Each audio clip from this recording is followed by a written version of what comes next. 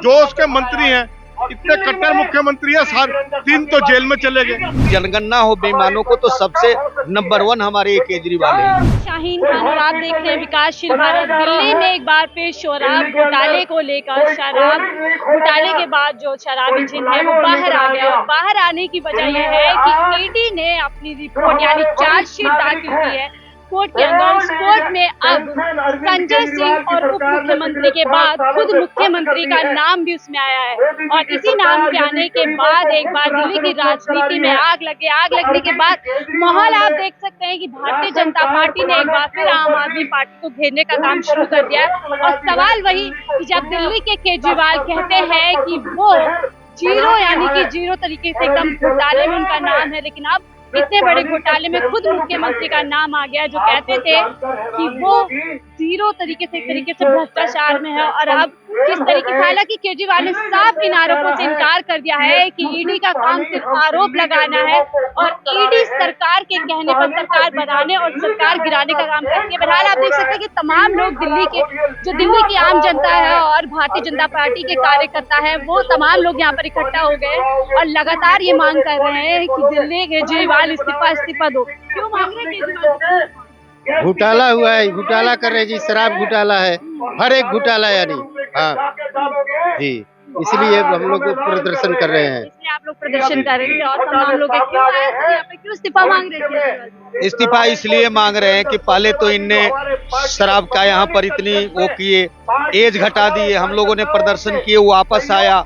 अब जो 100 करोड़ की उगाही शराब माफिया से किए हैं, जो इन पर ब्लेम लगा हुआ है, तो ऐसे अनैतिक सरकार को दिल्ली में रहने का कोई अधिकार नहीं है। इनको अपने पद से इस्तीफा देना चाहिए क्योंकि इनने जो दिल्ली में सरकार बनाई थी वो इसलिए कट्टर ईमानदार अपने आप को बताते हैं। एक कट्टर ईमानदार नहीं है, एक कट्टर बेईमान है। पूरे विश्व की धरती पर यदि जनगणना हो बेईमानों को तो सबसे नंबर 1 हमारे ये केजरीवाल है।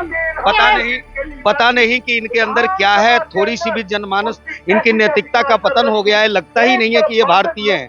कोई भी सच्चा भारतीय, भारत के नागरिक अपने देश के प्रति, अपने देश में इस तरीके की जो कृत्य है वो नहीं कर सकते। इनको इस्तीफा दे देना चाहिए और यदि ये नहीं माने तो हम लोगों का लगातार ये प्रदर्शन चलता रहेगा। इस्तीफा दे देना चाहिए। जो केजरीवाल कहते थे कट्टर ईमानदार हूँ, आज खुद उनका नाम शराब घोटाले में आ जाता है, लेकिन हालांकि अभी भी आरोप से भाग रहे। कट्टर ईमानदार तो वो है ही। आप देखिए ना, जब कितना कट्टर ईमानदार है, जब उसकी सर्विस कर रहा था, स्टडी लीव पे गया, वो स्टडी लीव पे जाने के बाद उसने 9,70,000 के करीब पैसा लिया और एक भी असाइनमेंट जमा नहीं कराया। सेमेस्टर 6 मंथ के अंदर जमा कराना पड़ता, उसने एक भी जमा नहीं कराया। और जब सरकार ने उसको 2004 में नोटिस दिया, उसने उसका जवाब नहीं दिया। 2005 में नोटिस दिया गया, तब जवाब नहीं दिया। 2006 में उसने 9 लाख रुपया जमा कराया। तो कट्टर ईमानदार है, तभी तो पैसा जमा नहीं करा रहा था वो। कट्टर ईमानदार की बात यह है कि मैं गाड़ी नहीं लूंगा, बंगला नहीं लूंगा, पैसा नहीं खर्च करूंगा। वो सबसे, जो उसके मंत्री हैं इतने कट्टर मुख्यमंत्री है, 3 तो जेल में चले गए। सबसे पहले चला गया आपका और जाली सर्टिफिकेट के अंदर चला गया वकील था जो चकुर बस्ती का। उसके बाद आज से जैन अंदर है, बाबा की तैयारी सिसोदिया की हो रही है। ऐसे कट्टर ईमानदार लोगों को करना क्या है, जो शराब घोटाले, दिल्ली को शराब घोटाले के अंदर, दिल्ली के बच्चों को, दिल्ली के युवाओं को, दिल्ली के घर के अंदर महिलाओं को अलग से खुलवा रहा है, वो इस तरह का बर्बाद करने के ऊपर तुला हुआ है। तो ये कट्टर ईमानदार तो बिल्कुल है। ये कट्टर ईमानदार कह सकते हो आप, इसको जो भी कह सकते हो, कह सकते हो। इस पूरे घटनाक्रम के बाद केजरीवाल जी का बयान आया, वो कह रहे हैं ईडी सिर्फ सरकार बनाने और सरकार जो है गिराने का काम करते हैं और ईडी का इस्तेमाल जो है आम आदमी पार्टी के खिलाफ। ईडी ने जब ईडी के बारे में जो वो कह रहा है, जब गुजरात का विषय आया था तब वो कहता है शराब घोटाला कुछ नहीं है, कुछ नहीं है। तो गुजरात के अंदर देख लिया, मैक्सिमम लोगों की जमानतें जब्त हुई। यूपी के अंदर गया, यूपी के अंदर कह रहा है मैं कट्टर ईमानदार हूँ, मैं ये कर रहा हूँ मेरे पर। जब ईडी ने इसके यहाँ पे, सीबीआई ने, ईडी ने इसके यहाँ पे छापा मारा, कुछ नहीं मिला। और आज जब ईडी के सामने 100 करोड़ रुपया घपला उसके सामने आ गया है, वो विजय कश्यप क्या नाम है उसका, उसके द्वारा सामने आ गया है, तो ये दिखाई तो रहा है। चार्जशीट दायर हो रही है, सिर्फ आरोपी जो है अभी तक ईडी ने। देखिए, चार्जशीट अगर दायर हुई है, ये तो कहता रहा शुरू से ऊपर ही, किसी के ऊपर इल्जाम है तो उसको हटाया जाए। इसने नितिन गडकरी जी के खिलाफ, मजीठिया के खिलाफ, पंजाब के अंदर हर एक के खिलाफ ये करता गया था, आता था पब्लिक में बोलता था, भाग जाता था।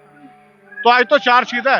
मैंने खुद लोकायुक्त के अंदर 39 एमएलए के ऊपर केस डाला हुआ, लोकायुक्त में केस चल रहा है मेरा, जिसके ऊपर एफआईआर दर्ज है, जिसके सरकारी कामों को रोकने का है, तो उनको बर्खास्त करें ना जी। पूरे घटनाक्रम पे आपका क्या विचार रखते हैं? जो शराब घोटाला है, अभी 1000 करोड़ रुपए का शराब जो घोटाला है, ऐसे ऐसे इनके बहुत घोटाले हैं। ये घोटाले आएंगे, पब्लिक समझ जाएगी, इनको दिल्ली से उखाड़ फेंकेगी आने वाले समय में।